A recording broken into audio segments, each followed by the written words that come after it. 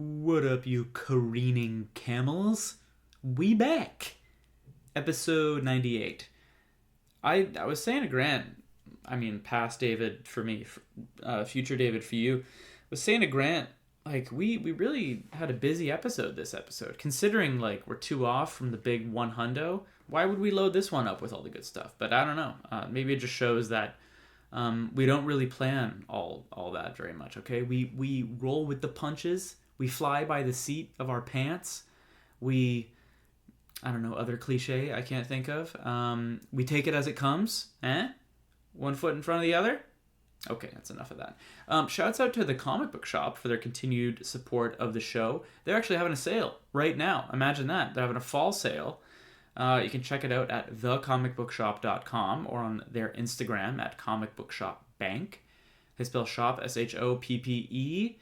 October 4th to October 8th for the sale. They've got 50% off independent graphic novels, $5 select graphic novels, and $3 back issues. Okay?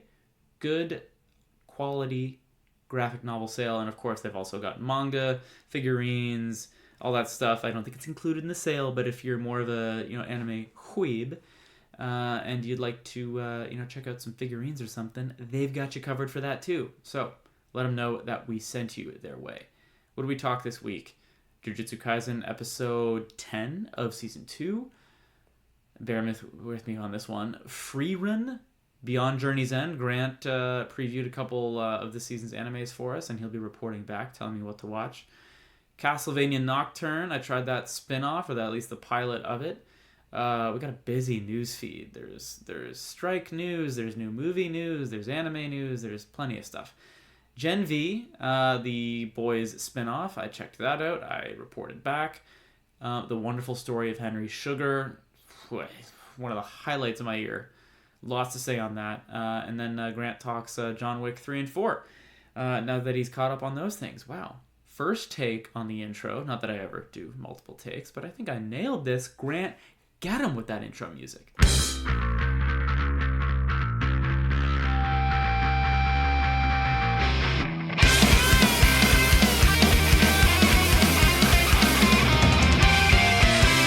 Oh, hey there, Grant. Hey, Dave. A gentleman's greeting to you, sir. How are we doing today? I'm swell, dude. I'm swell. I'm, Sweating bullets like me, or what? honestly, no. No. Want to know how boring of like a day I've had? I haven't had fresh air today once. Like, I left the home to pick up Sam in a car, but that car's in a garage. So technically, windows were never down. You know what I'm saying? I haven't had fresh air today. And I'm not, like, proud of that, by the way. I had, like, a shitty day, low-key. But, like, I haven't been outside. And I don't feel good about saying that. That's the dream. Really. I am so envious of that. Because it really depends, like, I was going to say, which shoe the foot is on. Because if I worked outside on a day like today, I'd be like, yeah, okay. I could switch. Yeah, it was I had enough of it by, like, just shy of 11 a.m., so... Also, 30 degrees in October. Yeah, dude. Like, what's going on here, dude? Yeah. Oh, my God. Just about every person I ran into today through work was like, yeah, that global warming is a bunch of bullshit. It's all old people, eh? Yeah, older people than myself. And always the go-to line is, man, fucking global warming, it doesn't exist there. It's just hot. It's just a hot day. And it's like, okay, 30 in October, but okay. There's this brand on Instagram. There's a bunch of them. But there might be one. I think it's called Middle Class Fancy. And if it's not them, it's like one of the many pages that are like that. And they do all this merch of like just like dad sayings on t-shirts. Okay. And they make one that I want so bad. It just says, it's not the heat, it's the humidity that gets you. Oh, dude. Do you know how often I hate myself when I catch myself saying that shit uncomfortably to someone in the elevator? Scorcher out there today, eh? And I'm like, who am I, dude? Like, what have I become? You coming in or going out? Yeah. Well, let me tell you, it is hot out there. Yeah, it's terrible. Yeah. I'm not stoked about it, but whatever.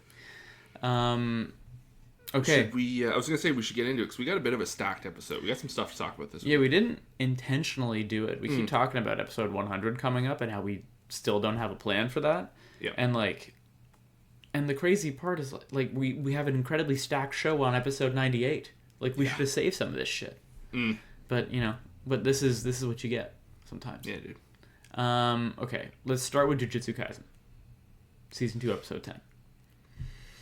Dave, I want to jump in because you and I, we had a pretty good discussion last week. We have good discussions every week. I really enjoy our time together. But I genuinely have felt conflicted over like episode 9. Really? Abenak had put in that Q&A question. Right. I genuinely, I agree with her her line of questioning. I did feel a little shorted on like the ghetto experience. Like we had the like the hidden inventory stuff and all that, and it kind of just felt like it's a different villain. Like I understand what they were doing and all that, but this episode like immediately kind of resolved that. Yeah. And I am kind of glad that I have that feeling now out of the way, and I can just kind of enjoy the rest of the season going forward. It's funny we didn't say this last week. We should have, but like, imagine if they did the hidden inventory arc like as a pre-release to the movie, like Jujutsu Kaisen 0, or even after it. Sure. But like, there's been such a long break between season 1 and 2, like when you put them alone without the movie and all that, that like you kind of just get to know Ghetto in time to be like, oh right, okay, I see why he's a bad guy, to like also 3 episodes later, oh, it's not even him. So it's like the pacing is so weird. Like if we liked Ghetto for a year and like we saw that like prequel thing like a year ago, we would have sat with it, and that twist would have been way bigger. Yes, it would have hit. It would have hit. Yeah. We always say it, like it didn't really feel like an earned moment, but it wasn't so bad because there was so much else going on around it. Yeah, I don't think it's bad. I just think it could have been better. But again, we have like immediate fallout, which I love, and we'll get into it. I just want to say, I was like very commenting on last week's episode. I felt very, off about it, and kind of, very torn. Like it was on my mind. I was like, that does suck. Like they really did a good job of like kind of selling us on him as a character and his fall, and like kind of seeing how he plays out. But I think we're maybe not going to see Ghetto again, but we show that something's still kicking in there. Yeah, so I mean, let's talk about that, because that's like the first scene of the episode. So Gojo kind of calls out to him, and his body responds. And I think like my favorite part of this whole scene, like 1, that's cool, but 2 is like the ensuing conversation between Ghetto and Mahito, talking. Like they eventually come to this maybe sort of loose agreement of each technique holds its own worldview, which is like a really interesting thought. Yeah. But I will say, dude, because I actually there's a post today like at the top of r/anime, and it was someone saying, is it weird that I don't get Jujutsu Kaisen? Yeah, well, and it's about like, I think I know what's going on, who the good guys are and who the bad guys are, but like there was a lot of people in those comments being like, yeah, I tune out when they talk about technique. Like, it's so much information, and it's so rapid. And I was like, okay, I always felt like they were, like, a little squirrely and, like, deep with it. And I, like, have to explain it to Sam sometimes. And I was like, oh, but that's because you're, like, half watching. But I don't think I realized, like, a lot of people are like, okay, this is gibberish. Well, it was interesting because, I think, I had mentioned it before, as Leanna was reading the manga, she's like, I'm loving what I'm reading, but it is a lot. And I was like, well, what do you mean? And she's like, well, like, I can't, like it makes sense, but like there's just so much. And I was like, okay, maybe that's like later stuff. I wasn't sure how far, like, and I was like, from the beginning, she's like, yeah, like even from like the get-go in the manga, like it kind of feels that way.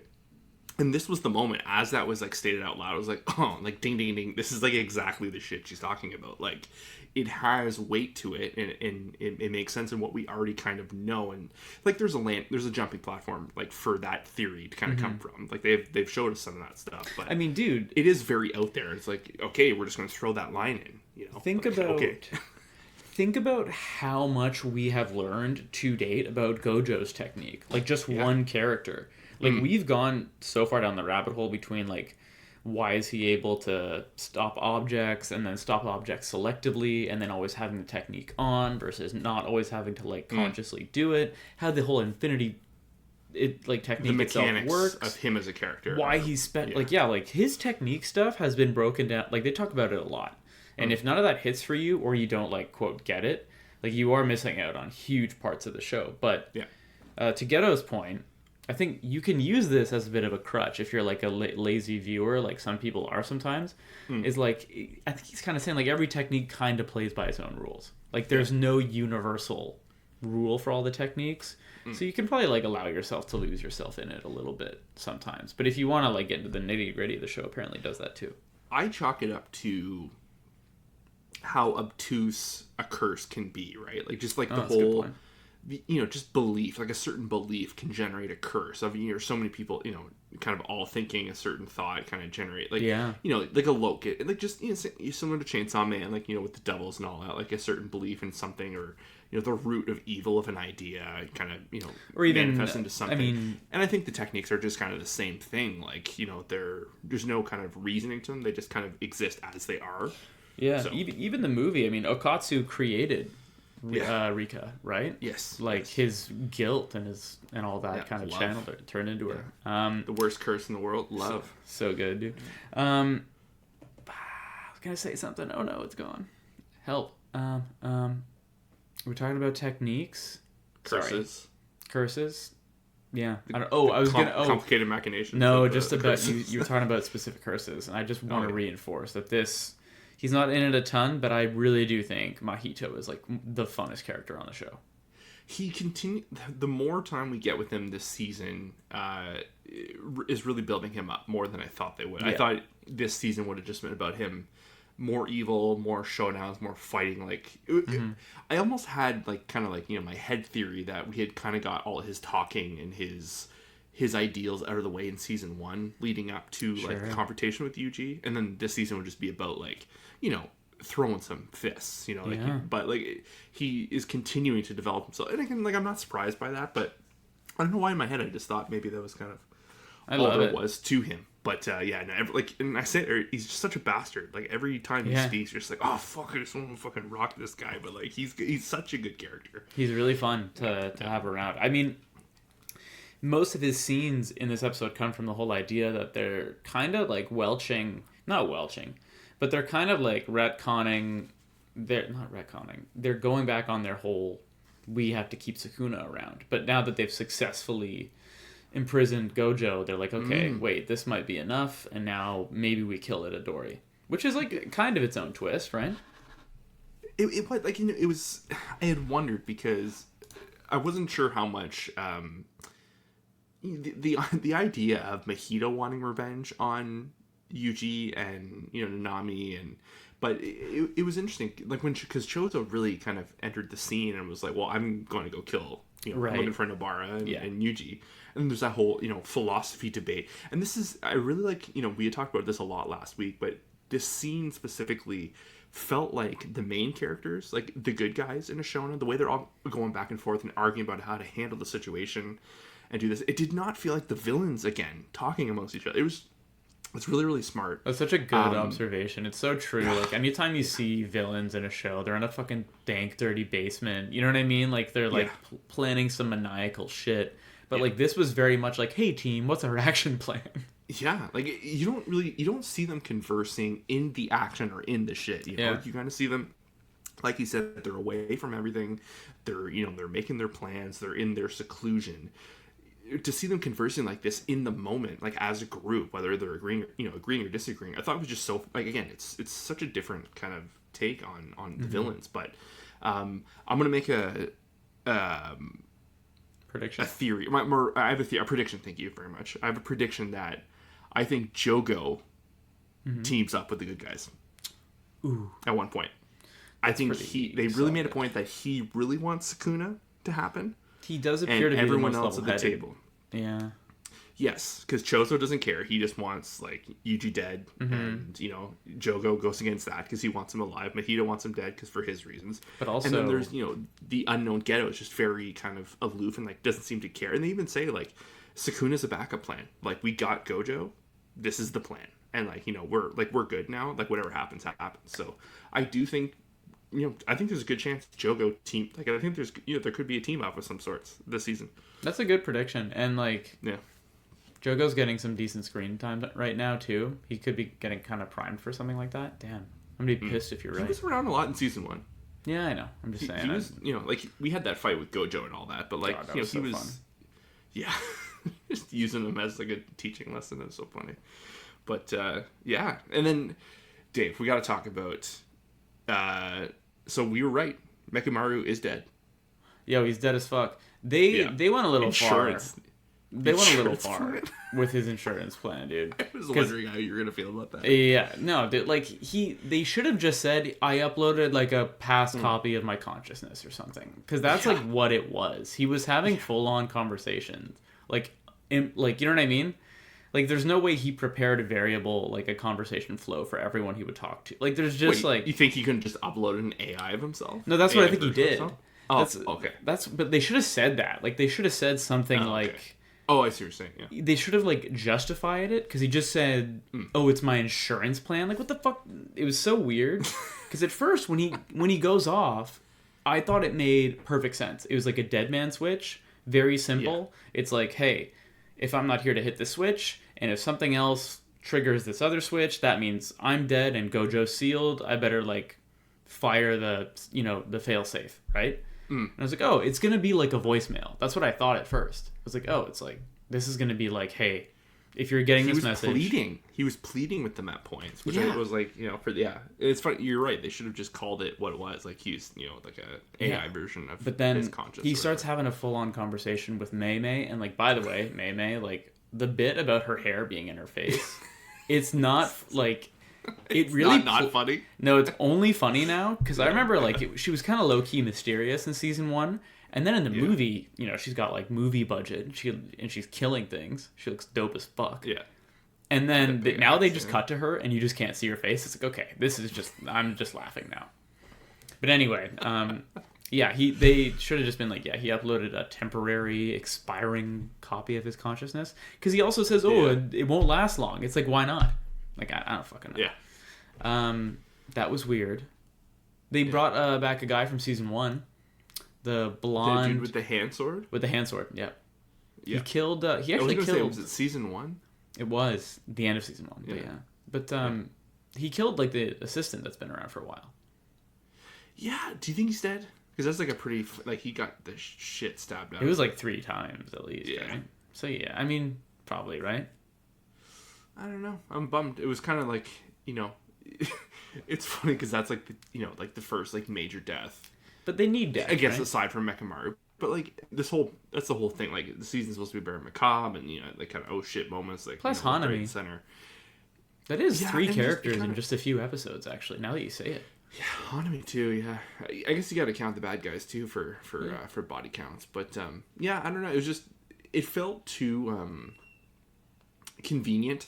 You know, the assistant going down. Like, I'm not saying, like, he isn't dead. Sure. But it's also kind of, like, so much of the Mechamaru thing of, like, oh, like, is he dead? You know? Yeah. But it just kind of... It didn't feel... I feel like the soundtrack didn't match, like, a finite death. Or, like a you know, like a he is for sure dead moment. Which I know is, like, a weird thing to go off of. But I just didn't get the vibe that he's dead. Maybe they're making room, because they introduced a bunch of new characters at the end of the episode. Mm-hmm. Did you catch the post-credits? The group up on the tower? Yeah. Yeah. Yeah, they have lines, right? Yeah. Yeah. So they talk about how you know, they know about our plan, but they've also given away their location. And something like that, yeah. But dude, Yuji up on the tower, that was something. Yeah, how did we not mention that? Yeah, that was hilarious. Me. Nah, me. That was funny as shit. Yeah. Also, very unexpected, very like not normal, like not normal, but like just very like I feel like I've never seen anything like a moment like that in an anime, which is kind of like, it was kind of nice. It worked. You know? It worked very well. Also, we should point out, like, there's not like a ton of action this episode, but the animation was really cool. Yes. The nightlight stuff they were doing was fun. Oh, and a little bit of you know, like Blinken, you kind of miss it, character growth, but Yuji doesn't hesitate to kill the transfigured humans this time. Like in season 1, he has like this big it's this big defining moment because he's so disturbed by what's happening to him. But he just was like, nah, I gotta do the mission. Yeah, there's a lot at stake here. So did you catch... Oh, this is the one thing I've really been wanting to talk to you about. God, this was a busy episode, wasn't it? Sorry. This was there's a very busy episode. I was going to say, this will take us 2 minutes. Yeah, Mechamaru kind of got, like, the insurance policy, or the failsafe, whatever you want to call it, makes a point of, he alludes that he was not the spy, or he's not the traitor, that there's still a traitor out there. Yeah, I was... And he's alluding that I trust you too. So... It's interesting because, like, do you think it was just sheer luck that they thought that Mechamaru was the traitor, and then they open up and that set up that whole scene with Mahito and Geto? I don't know. I was confused about if that was like a translation issue, because he clearly was working with them, but like, was he doing that so he could then inform on Gojo, or inform on them to Gojo? But then he also seemed to know that he might die. So it's like, are you or are you not the traitor? I think in, like, he clearly was in a way, a traitor. Yeah. But maybe the information that they were realizing was being given away was not the stuff that he was also giving away. Right. You're saying he was a traitor, like, maybe not the traitor. Yes. I think it's just coincidence, happenstance, of course. Like, he is away having this battle with the other big bads that he can't get caught. So, and he alludes that person is probably there. Yeah. So, I don't know. Me neither. I don't know, man. This is a really fun episode. I mean, yeah, we should put out a quick prediction now, and then we have to move on. But, like, do they get him out this season? Does he save himself? Does Gojo, in one way or another, leave that prison in this season? No. Agreed. I'm saying no as well. Oh, how dope was him, like, resisting inside the cube? Like, he's like, and they're like, yeah, like, we're not moving anytime soon. I love them. He was just like, ah, shit. The eyes all turned blue, and then a couple cried. That was dope. Yeah, he's watching them. He's kind of the shot too of, like, him kind of, like, leaning back comfortably, like he's as if he's, like, tanning in the sun. He's being surprised, like, like, skeletons are kind of, like, moving against him and all that really, really cool stuff. Agreed. Okay, all right. Onward we move. Tell me about this show, sir. I'm not going to try and pronounce. So, this show is called... Actually, you know what? Here's what the show should be called. Get in your head now? No. I've been saying it a lot until I remember about the show. No, this show should be called... This is what Dave wanted Mushoku Tensei to be. Bro, don't play with me. No, Dave. You have to watch this show. There's no and ifs or buts. Like, if I have one for the season, this is it. The show is amazing. So the first 4 episodes came out on Friday, which I thought was a very interesting move because, a couple shows have been doing that this year. Most notably, in the spring, Oshinoko came out. They had an 1.5-hour premiere, but it was like 1 episode. It was like a movie, essentially. And it was kind of, for this Frieren show, the actual name, Frieren Beyond Journeys End, it was kind of marketed as like a similar, like a 2-hour premiere. Mm-hmm. But what it really was is it's just the first 4 episodes. Like, they come out individually. And I was like, as I was watching, like, oh, like, that's a really interesting, like, why did they choose these 4? And, because Leanna's reading the manga. She really loves the manga. She's like, you would love it. And Leanna keeps calling it a slow burn. And I'm like, oh, like, okay, what is that? And by the end of these episodes, I would not call the show a slow burn. It takes its time trying to tell the story. Okay. So this anime is, the main character Frieren is an elf. So she was a part of a party that defeated the Demon King. The Demon King is now gone, and like, everyone kind of goes their separate ways. But, like, time is kind of, like, it doesn't matter to her because she's an elf. Yeah. And the whole basis of the show is, like, she has a realization, like, as, like, her friends are, like, kind of dying because time kills all. Sure. And Father Time she has regret, undefeated, and so she has, like, regrets of, like, like, maybe I didn't know my friends as well as I should have because the day-to-day stuff doesn't matter. But this is not an isekai. It's just like a true blue fantasy world story, and it just kind of, like, so what happens, like, at the end of this 4th episode, I understand now why they did those 4 episodes, because, like, the mission officially starts, or the journey starts at the end of episode 4. So the whole point of these first episodes just kind of like get to know her, get these feelings of like, you know, maybe I do want to remember, learn more about my friends who are now gone, kind of thing. But Dave, this show is beautiful. I think Mushoku had a slow start too. Now that I'm thinking about it, but yes, very, very slow start. But like I asked Leanna, she's like, yeah, this is the whole show. Like it takes its time the entire time. Again, she always says it's a slow burn. It's a slow burn. But like when the moments are big, the moments are big. But Dave, this is like not a like we watched this with Corinne. Like, you know, like there is, you know, it's we. You know, I had the inside info. Leanna's reading the manga. She's like, there is not a sight of fan service anywhere. It's just like a very. It's not that it's jolly. It's not like Ranking of Kings. Like there is. We got kind a man of, like, on the inside with Leanna, dude. Yeah. What do you think? This thing good or what? Yeah, man. Parents, just read the manga first, and then you can show the show to your kids. But no, Dave, I was watching this the whole time. Like, Dave would love this. Dave would love this. This is what Dave wants. This is what we wanted. And you know what? I'm not trying to bait you here. Wow. But it has elements of To Your Eternity, the good parts of To Your Eternity, because time is such an obtuse thing, you know, I'm blanking on the main character's name. Typical. To Your Eternity. You don't even know. Do you know Fushi in To Your Eternity. Fushi, Yeah, yes. Yeah. It's like a very abstract concept. So the show is very abstract, but like it's very grounded, it's beautiful, it's colorful. You know, the action moments that have appeared so far are just, you know, kind of very dynamic, and you know there's you know there's a moment there's a whole episode, I think it was the second or third episode, where they spend the whole episode trying to find like a flower, right? And you know, Frieren has like, it's not because there's an assistant involved, and you know, I want to get into that because I want you to watch it and I want you to experience this, but and just the lessons that she's kind of like teaching to this apprentice, whether she's like fully aware that you know she is like giving this lesson, and she, you know, she's learning as she goes along, and she's like a couple hundred years old, or probably close to 1,000 years old at this point or something like that. But it's, I don't know, it's really good, dude. Like it's gonna be one of the ones this season. The opening and the ending animations for the show are insane. Like really, really cool. Great music. Did you say it was Netflix too?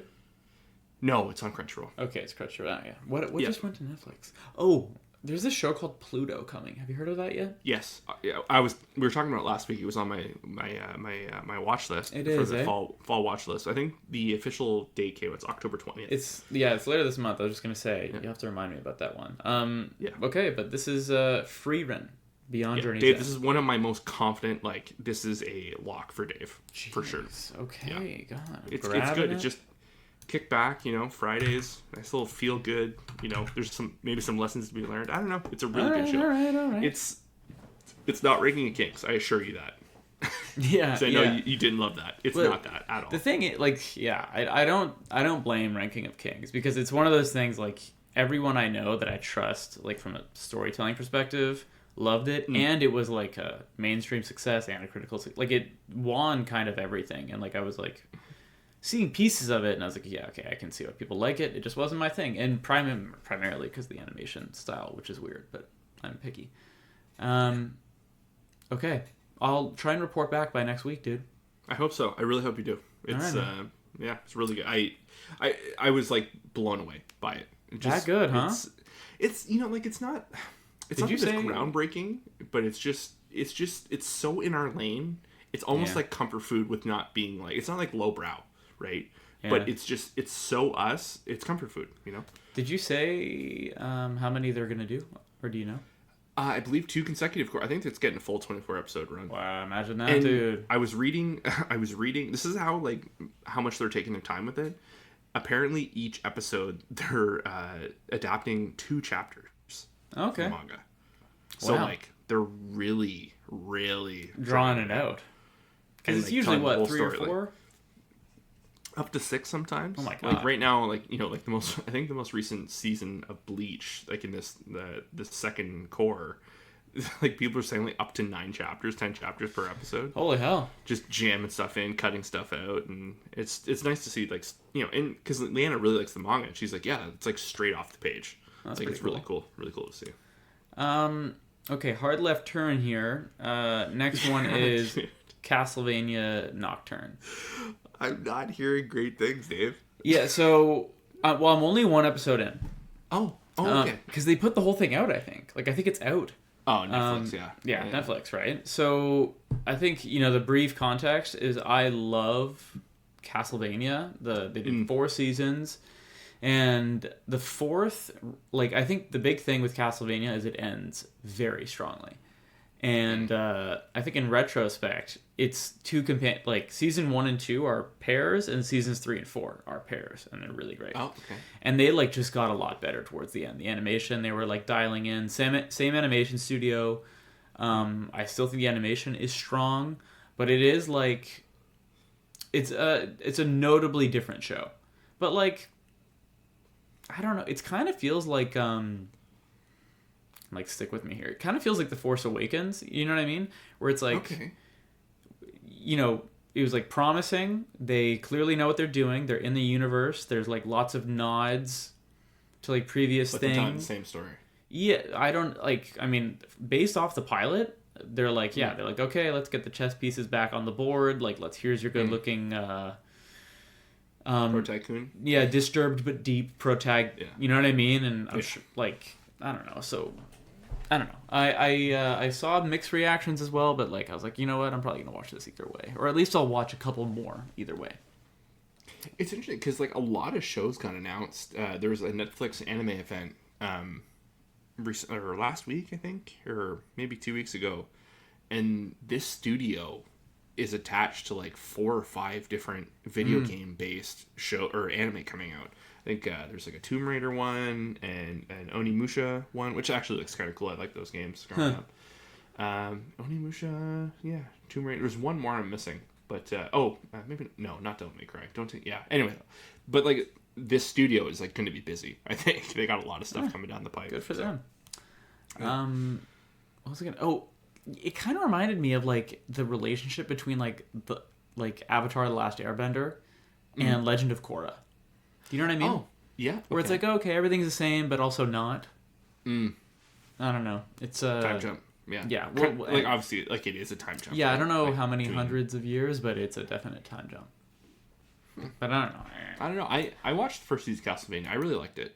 It's still on my list to get back to it at some point. But dude, I strongly recommend you watch season 2. Like I'm saying like you don't even have to. I'm not even saying like you have to finish the show. I'm just saying like watch season 2. Watch like a recap of season 1, which is like 3 episodes, and then watch season 2. That's good. I'm gonna do it. It's like the last couple episodes, the way everything like coalesces in that season is really great, especially for a show that was like so young. That was like Netflix's like first anime project that they made. Castlevania? Maybe not the first, but one of the first. No, definitely not. Definitely not. First big one, all right? It was big. Yeah, I don't know what else. Like as an original though, like they haven't been making originals very long. Their first original was House of Cards.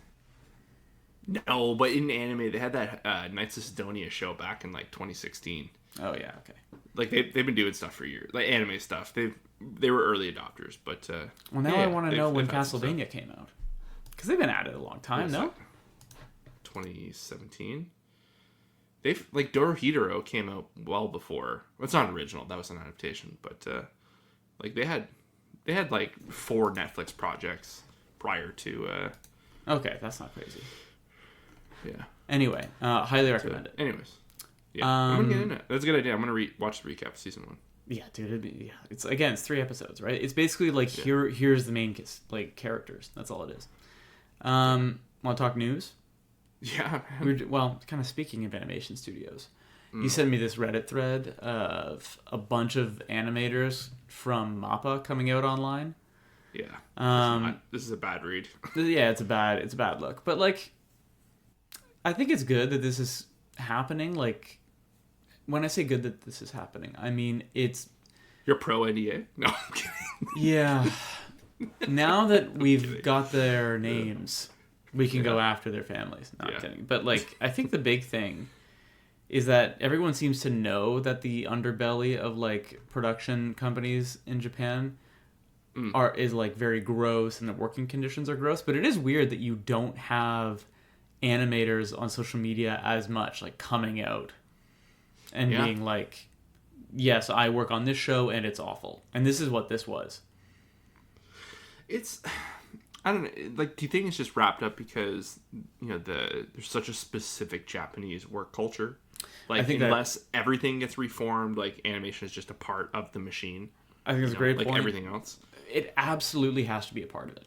They could also actually have NDAs in place, which is like, again, like, you know, waiting for disruption. But yeah, like, to your point, if they're all in Japan, that's also probably part of the problem. Because, like, you know, we joke about, like, the salaryman thing for Nanami, but it's, like, based off of, a lot of data. Like, the corporate work culture seems atrocious. Yeah. It's not everywhere. Yeah, you know what I mean? Again, so it's like... It's just the irony of everything. Like, this news coming out, and then, like, the delay of Zom 100, and then just the whole, you know, the subject matter of that show. You know, it's... I don't know. Like I said, there's not a ton out there. Like, there's, like 4 or 5, you know, animators came out, or people in the industry came out and kind of let some stuff. But there was not much chatter on it. Like, there was no... it was, like, almost killed instantly. Like, all that stuff got scrubbed off Twitter. Yeah, imagine if that was a production studio in LA. Like, how quickly that thing would have exploded. You know what I mean? But it's very different. Okay, well, wait. But speaking of which, though, like, the other side of the coin is the writer's strike came to a conclusion. Yeah, dude. Which was a very big win. If you're interested in this kind of thing, you can look it up. But, like, the writers kind of got... I don't have numbers.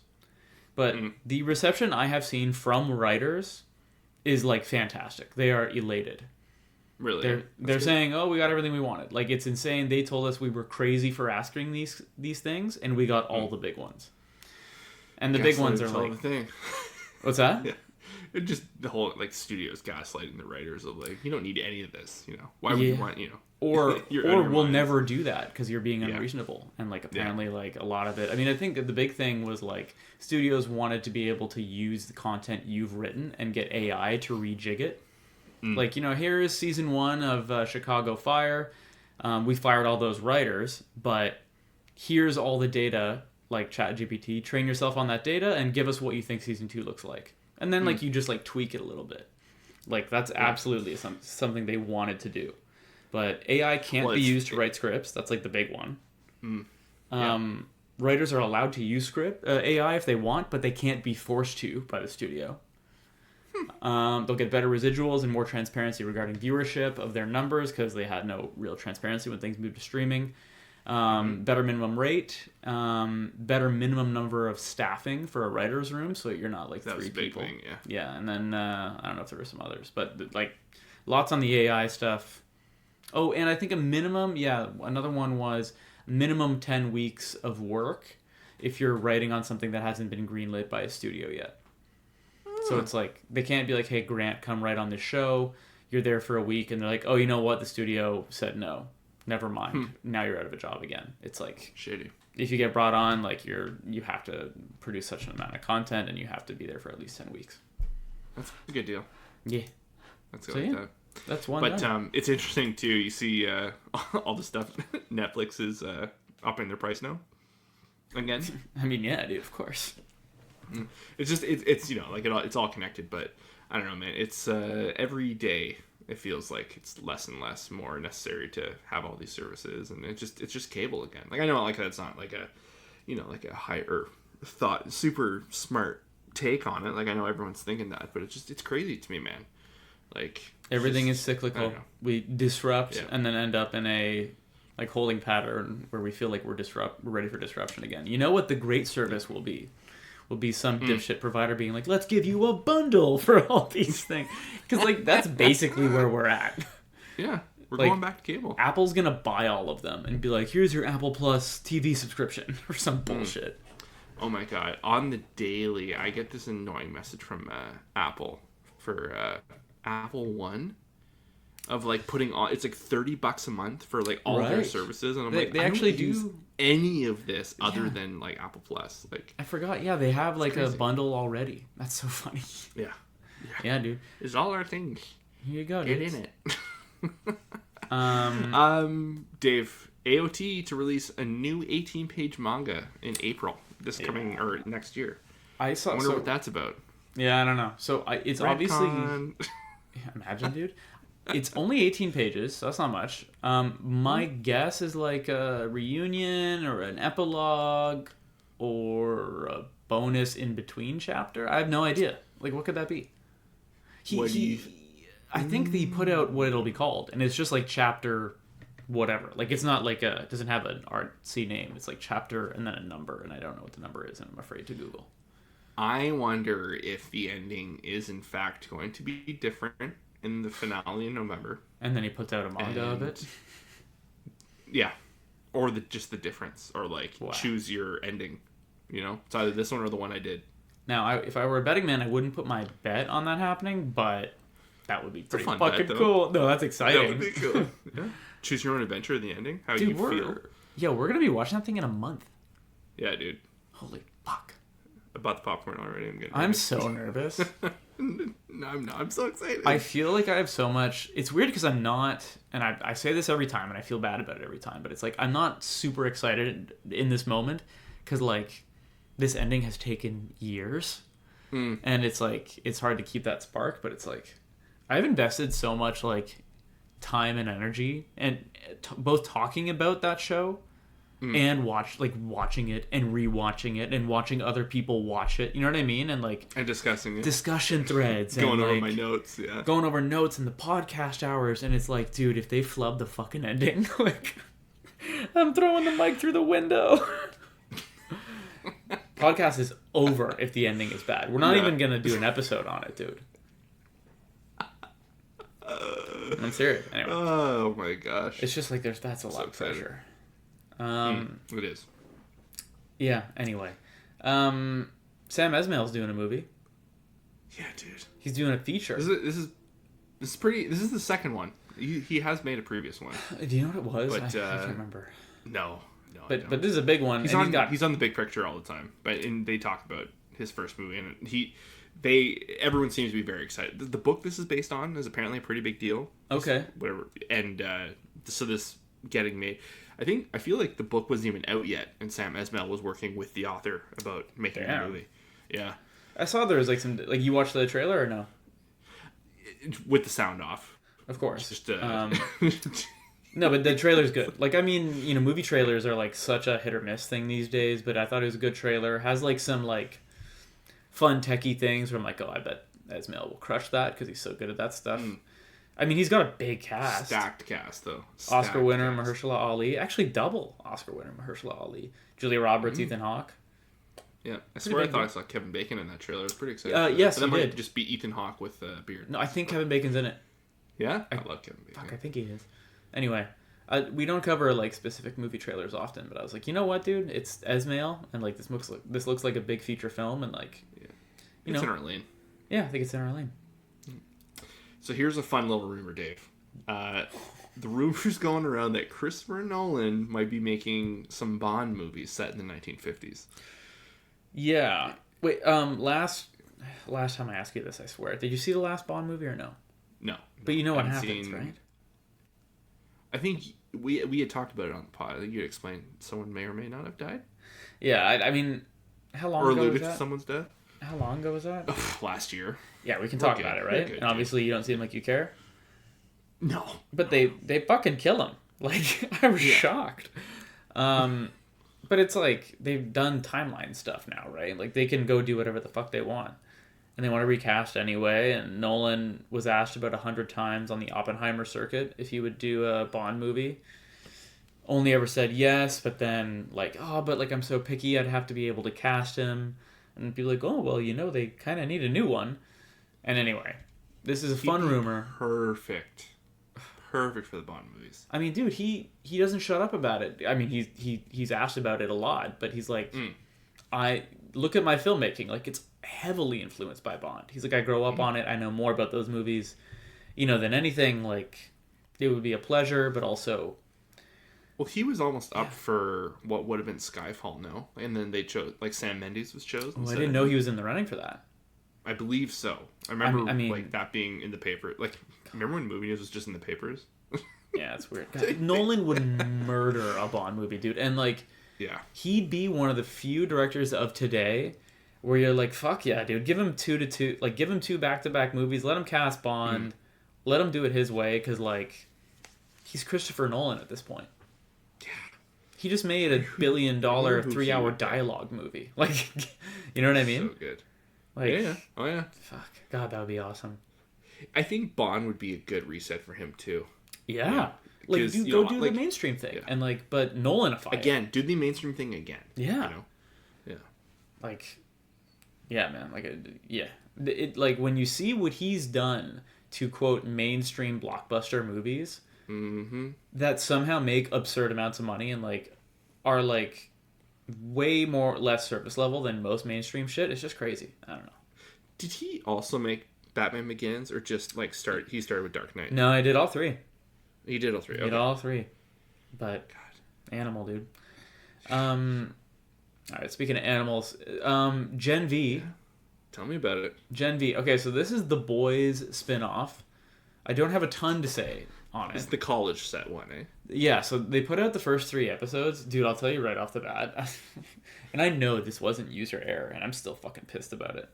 I have like a Android TV. I have a little Google TV thing. And I actually love it. Like, I'm not an Android guy overall, but it's like, it's just great. It works well. Has all the apps I need.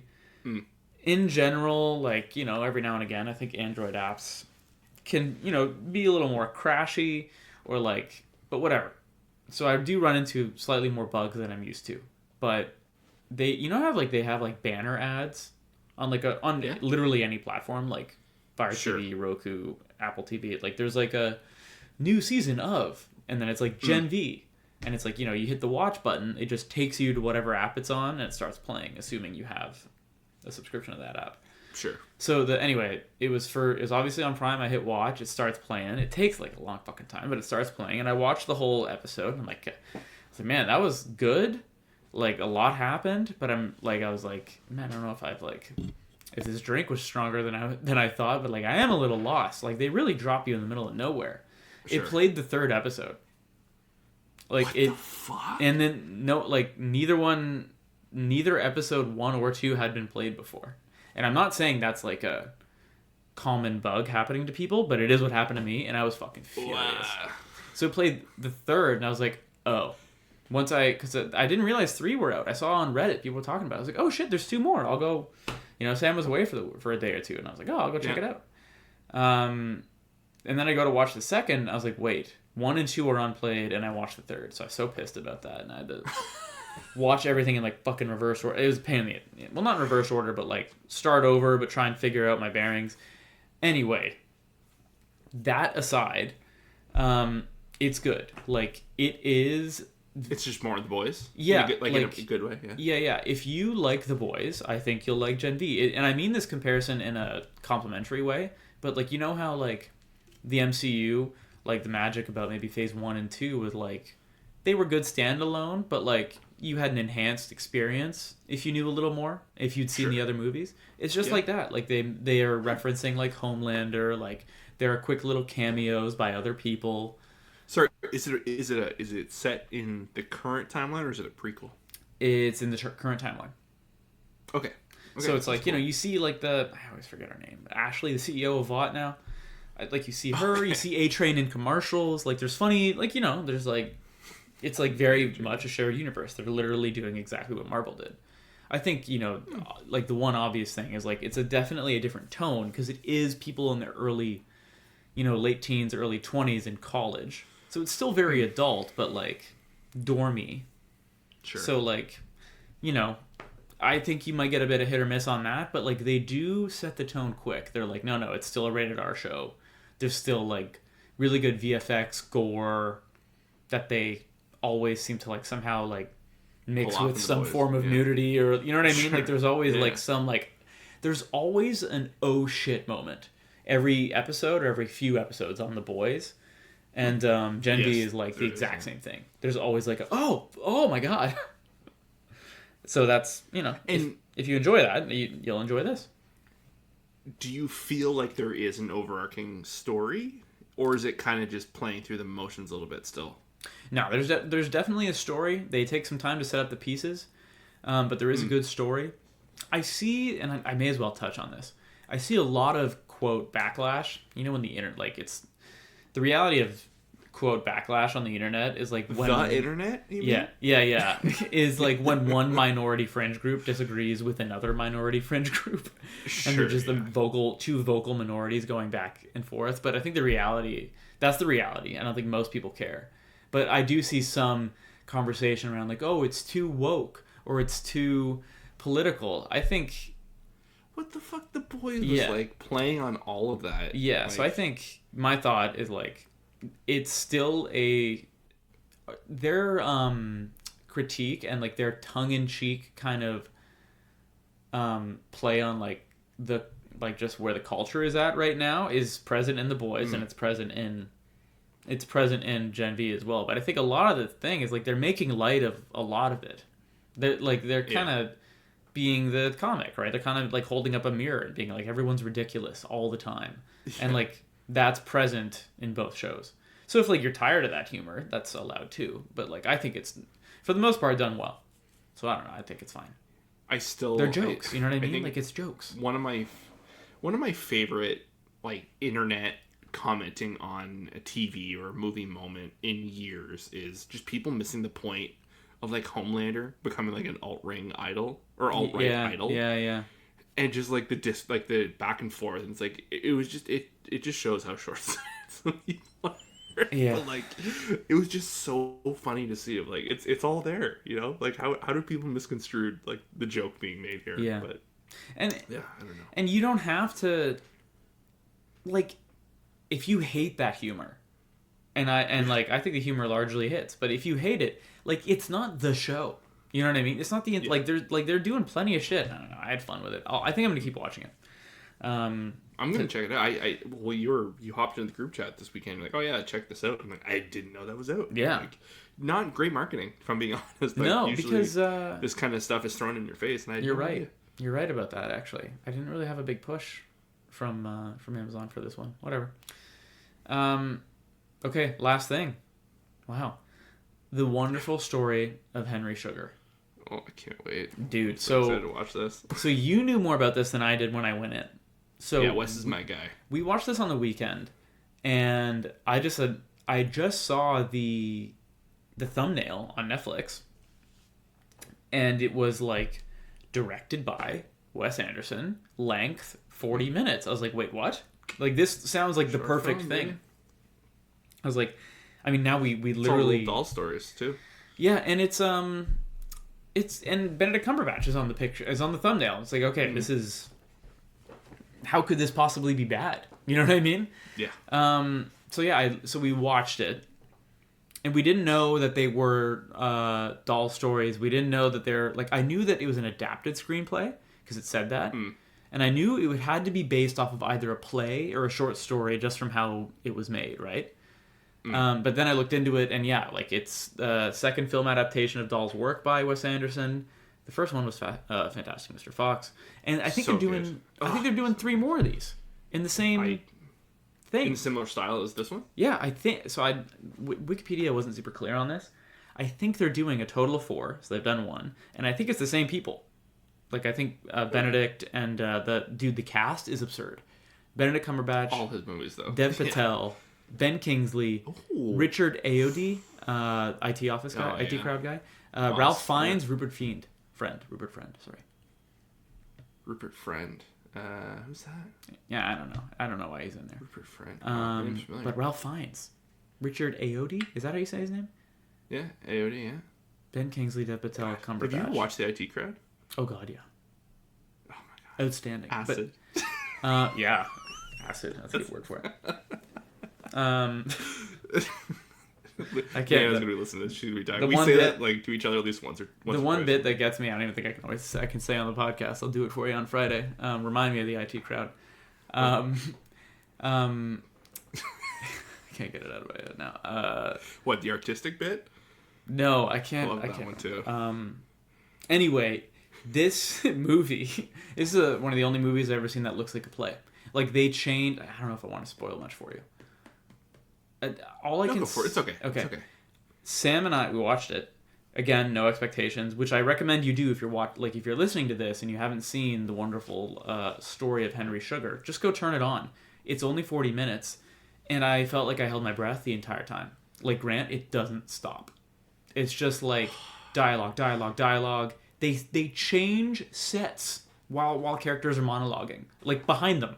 Like stagehands come in and change sets. Like it looks like a one-shot play. It's unbelievable. It's like one of the coolest things I've seen all year.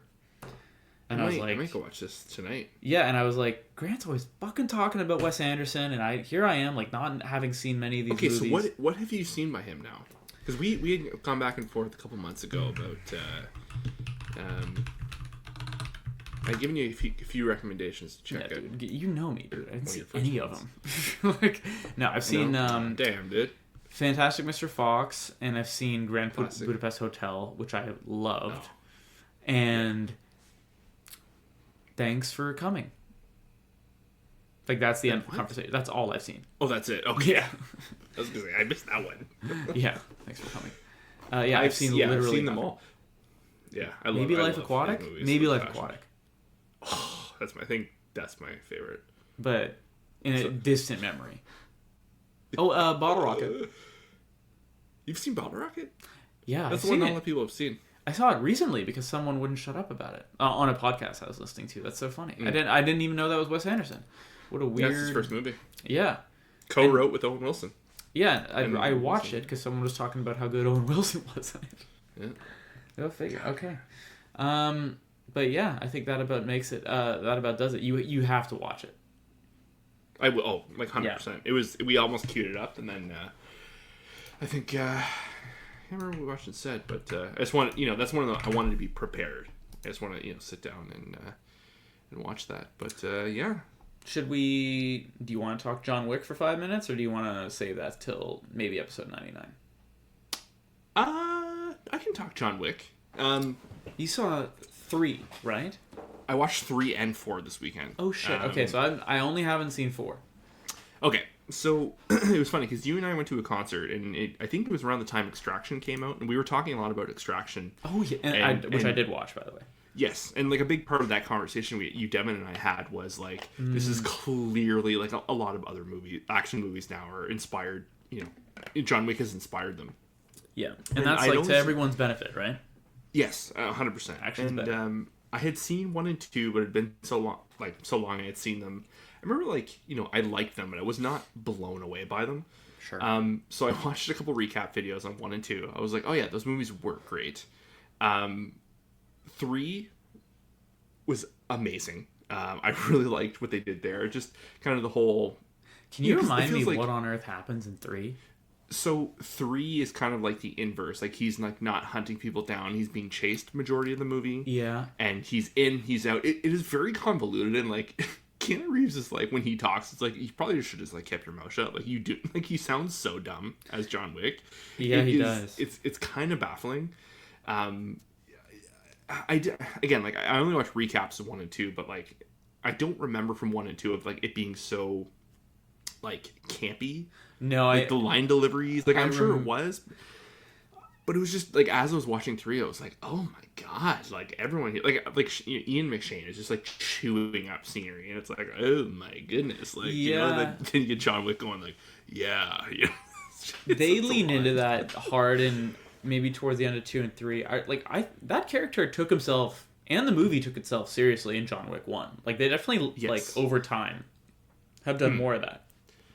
So the interesting thing is by the time I got to 4, so 3 is, I would say, is my favorite of the bunch. I think it's the most consistent beginning to end. I remember some really cool set pieces. Is it 3 where the movie literally ends with like Morpheus being like, "You want some more?" and like the last line of the movie is Keanu Reeves going like, "Yeah, I want some more."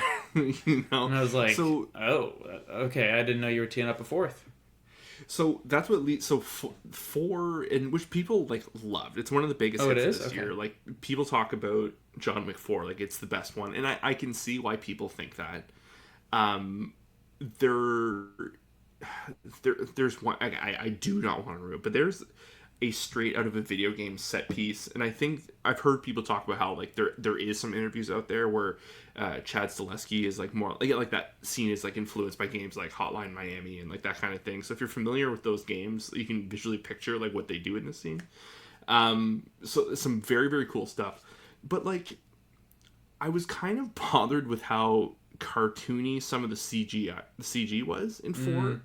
There was a set piece that, like, I understand it was, like, a big deal, and I'm sure in the theater would have played a lot better, but at home, I was like, this looks fucking ridiculous. Oh, really? Like, this does not look cool. And it was probably the first time in my experience with these movies where I'm just like, that, like, no bueno. Like, I do not dig what I'm watching right now. It was so silly. Because I remember, like, we're talking about the third being campy and stuff, and, like, you know, they're like the action sequences have always been so good, especially the stuff they do in like landscape mode where you can like see it in the tracking shots and all that.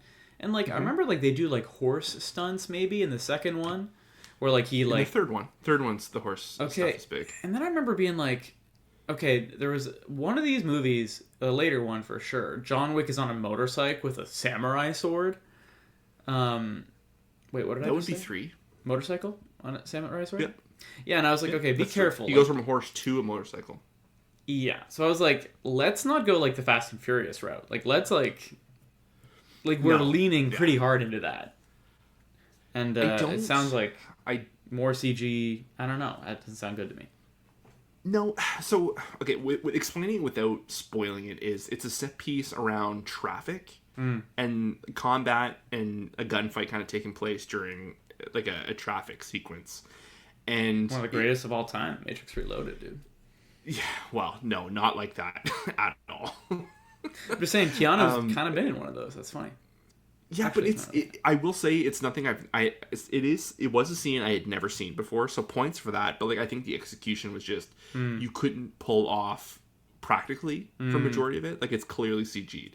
But I want to say, even though like I think 4 is not my favorite, I have to shout out Donnie Yen is in number 4. Are you familiar with any of his work? He was in Rogue One. He played the blind guy. Yeah. Also, he plays a blind guy in this too. Yeah. Steals the movie. Really? Every scene he is in, action-wise, it is probably the best the series has done it. Like, to get like an absolute pro like Donnie Yen, like, I was blown away. There's towards the end, there's a set piece involving him and John Wick, and I could not keep my eyes off Donnie Yen. Like, I missed everything that Keanu Reeves did. Yeah. It was just complete scene stealer.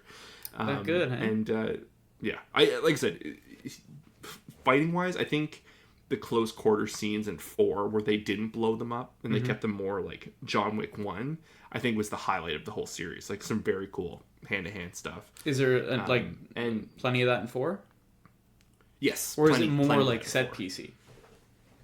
I think it is more set piecey, but when they do have those moments where it is like a little more close, and like there's this one, it's incredibly campy scene.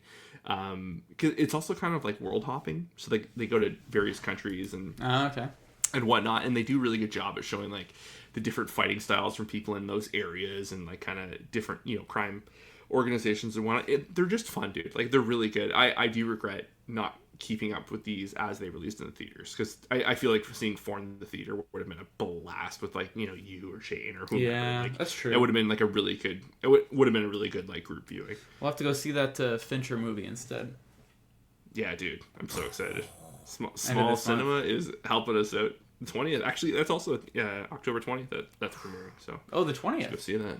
Yeah. Oh God. Oh my God. It's already October. Oh, I hate this. I know. Okay. All right, John Wick 3 and 4. Okay, I'm gonna see 4 at some point. I just don't know when. You have to see 4. It's where'd you? Like I said, did you rent it or is it? I rented it. Yeah. Okay. Yeah, it's VOD. It's finally like regular rental prices now. But okay, I was saying I feel like this is like a weird plug for Apple there, but they do this like Friday night 99-cent rental for like newer movies. Oh, you've been doing that for a while, eh? Yeah, and like every Friday I just open up the app or the Apple store. and to see what the movie is for the weekend. Like, that's how I watched How to Blow Up a Pipeline. It was, and then John Wick 4 was a couple weeks ago. And I miss Blockbuster. I just picked up Blackbird. Yeah, I do too. Dave, it's the closest feeling to Blockbuster I've had in a while. It's just the sense of discovery, right? That's kind of gone. It's tough. Yeah, I agree. Because everyone knows everything all the time. Way. Yeah. They're sheepishly going up to the counter and being like, "Is this any good?" Yeah, dude. And the guy being like, "No, you should check this instead." And you go home with the Terminator. Hell yeah, dude. Yeah, dude. Yeah, there's this one guy at our local Blockbuster that hooked me up a lot. Some cool stuff. Doesn't Quentin Tarantino have a podcast with the guy he worked at a movie store with? I believe so. I've never listened to it, but I heard it's quite good. Interesting. Yeah, we should check that out. Okay, is that about it for this week? Yes, sir. Not bad. Action-packed, 62 minutes? That's not bad, dude. I think we made, pretty good time. I think so. Okay, thank you for listening. We'll be back again next week. Subscribe to the podcast on Spotify, Apple Music, however you're ingesting this. Subscribe, follow it, whatever. Follow us on Instagram at Part-Time Otaku Podcast. We're there on TikTok too. We see you. We appreciate you. And check out the comic book shop. Check out their sale that past/Dave, future Dave told you about in the intro. Grant, go ahead. Say the thing. Bye, guys. Cheers.